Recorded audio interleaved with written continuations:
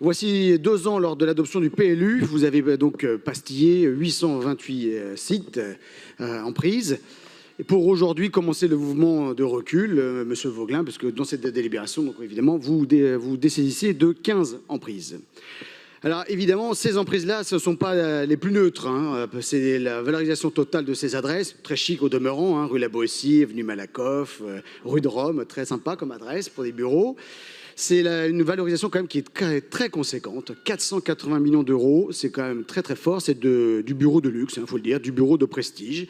Or, dans cette délibération, vous nous expliquez avec juste une petite ligne que finalement vous y renoncez en raison d'un déséquilibre financier, d'une absence d'équilibre financier. Bon, ça très honnêtement, Monsieur Vaugelin, vous auriez pu savoir dès le début. En tout cas, si vous nous aviez interrogé, vous, enfin vos anciens collègues, on aurait très bien pu vous dire en 30 secondes qu'il était absolument insoutenable pour la ville de Paris de pouvoir transformer des biens qui coûtent environ 50 millions d'euros la plateforme de bureaux en logement social. C'est un modèle économique qui n'existe pas.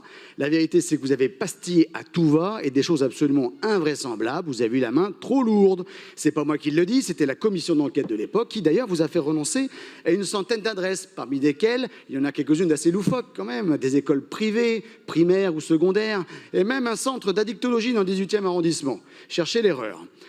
Je dois dire que d'ailleurs cette pratique du pastillage, elle a eu une conséquence néfaste pour les propriétaires car ils ont eu des dévaluations. Enfin, la valeur vénale de leurs biens a donc été dépréciée, ce qui quand même leur apportait un sacré préjudice. Tout ça pour en plus à la fin y renoncer.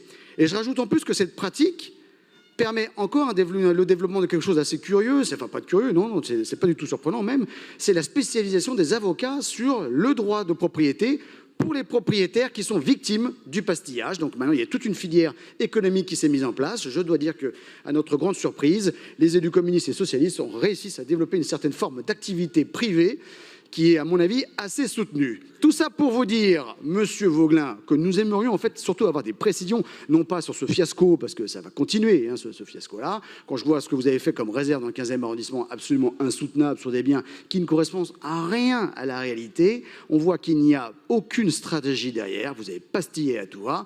Donc, Monsieur Vaugelin, qu'allez-vous faire des 800 biens restants et quand est-ce que vous allez lever les interdits sur ces biens? Merci à vous.